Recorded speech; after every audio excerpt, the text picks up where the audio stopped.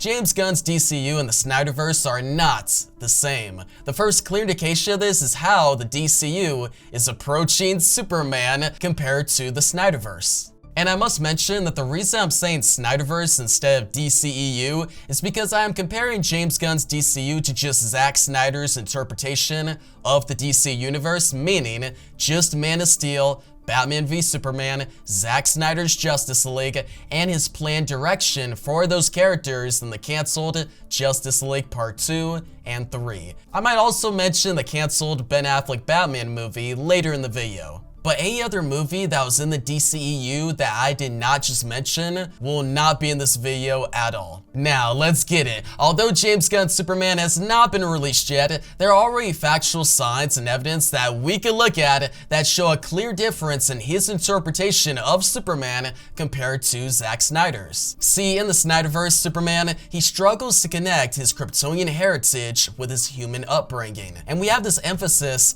on how the world misunderstands Superman. We have some people that see him as a symbol of hope when it comes to Batman v Superman, but a lot of people fear him and see him as a threat. For example, Batman. This version of Superman does smile, and he does save people, and he tries his best, but overall, his connection to humanity throughout the Snyderverse is just not fully there. Now, in my opinion, I think this was more of a problem of direction instead of intention. I don't think Snyder was intending on making Superman this god-level figure that is feared by humanity or a dark version. I actually think Snyder was trying to make a character arc where Superman convinces the world to believe in him.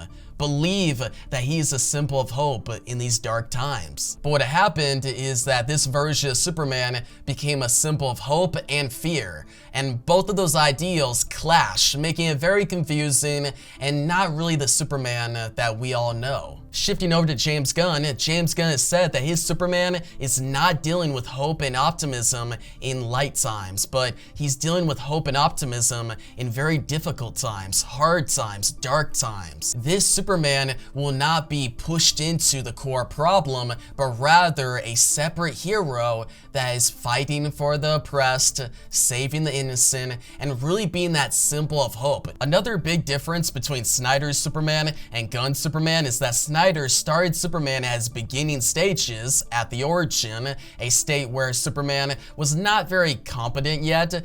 Gunn, on the other hand, is having his Superman already established, already competent, and accepted by humanity to a certain degree. Now, I could definitely see what Snyder was going for. His Superman could have had an amazing arc that could have ended with humanity finally being on his side, him finally convincing humanity that he is a symbol of hope.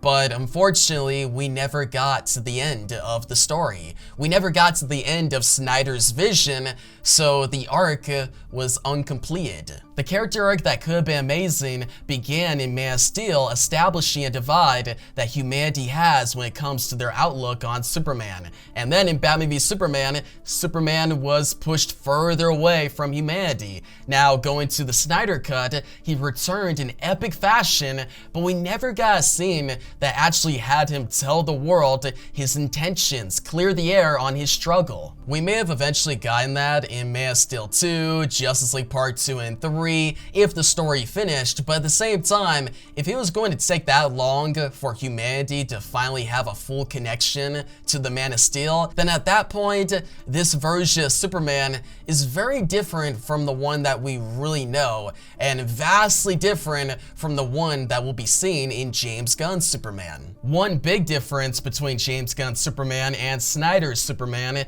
is the difference in color. There was a lack of color in Man of Steel and just Superman in the Snyderverse overall, whereas with James Gunn's Superman, his Superman really pops, really has a bright blue, yellow, and red color scheme. And hey, I must make this known. I want to make it clear that I am not talking down on Snyder's work, but simply comparing it to James Gunn's work and the new DCU. I do think that we'll get a moment of Superman inspiring humanity in the upcoming James Gunn Superman movie. The set photos have already kind of backed this up, and this is a moment that I wish we got in Snyder's movies to bring his Superman's arc full circle. Whereas David Cornsweet's Superman is supposed to begin with an established connection to humanity, Henry Cavill's Superman was supposed to end with an established connection to humanity. Now, besides Superman, there are already a few other key elements of the DCU that we can say are vastly different from the Snyderverse. One of these elements is how James Gunn is approaching his universe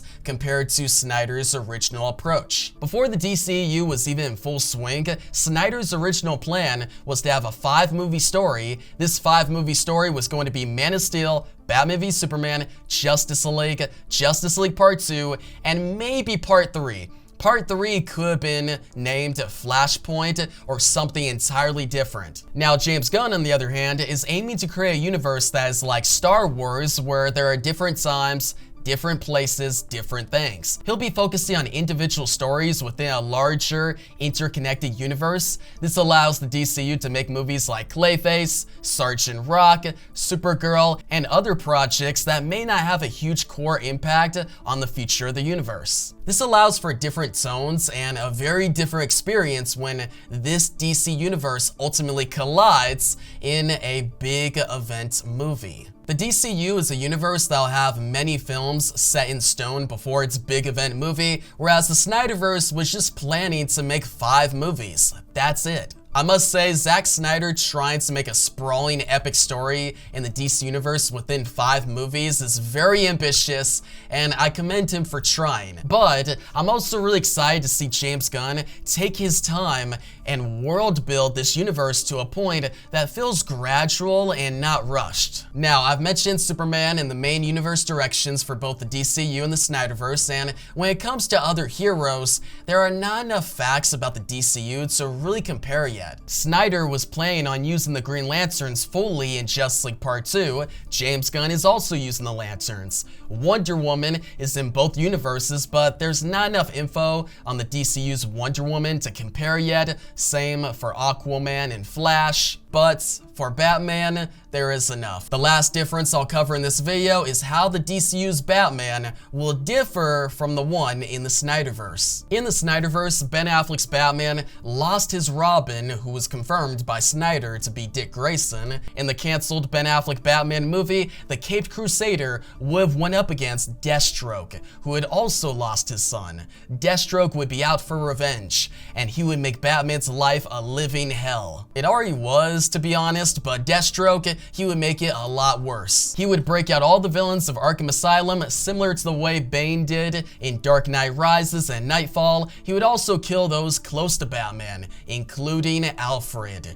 The only Bat family member that was planned to appear was Barbara Gordon Batgirl towards the end of the film during the final showdown between Batman and Deathstroke. But besides that appearance of Batgirl in the canceled Ben Affleck Batman movie, in the Snyderverse as a whole, the entire story of this version of Batman that we would have seen would have not included the Bat family for the most part. This Batman was older, on his own, and really on the brink of losing his moral code. He was already slipping by breaking his no-kill rule, and this moral degeneration would have only gotten worse. Now, shifting over to the new Batman in the DCU, this new Batman, he'll also be older, but he'll have one thing that Ben Affleck's Batman never had in the Snyderverse: an active Bat family. The Brave and the Bold is currently being planned and is supposed to follow Batman and his actual son, Damian Wayne, aka Robin. Whereas the Batman in the Snyderverse lost his Robin already when we were introduced to him, the Batman in the DCU will actually have his Robin by his side for at least one movie. Another big difference that could change in the future, but for now I must note it, is that this new Batman has so far not broken his no-kill rule. In Creature Commandos, we saw the DCU's Batman defeat Dr. Phosphorus and not kill him. So yeah, it really seems like the new Batman in the DCU will be very different from the one in the Snyderverse. But with all that in mind, those are all the ways in which James Gunn's DCU is not the same when compared to the Snyderverse. Obviously, some of these differences could slightly change in the future, depending on how credible James Gunn's word proves to be. Also, we must factor in potential changes depending on how the DCU does. But as of now, I am very excited for the DCU and all the changes that are being applied. And yeah, guys, DC Nation, section. Tell me down below any differences that I did not catch, and yeah, just tell me your excitement for the DCU or your love for the Snyderverse. Let's keep the comments respectful, because I know topics when it comes to the DCU versus Snyderverse can get very bad very quickly. But hey guys, as DC fans, we gotta band together and just have interesting conversations, alright? And I'll definitely be responding in the comment section, just talking about this subject, alright? But yeah, that's going to wrap up the video. Thanks for watching, and peace out.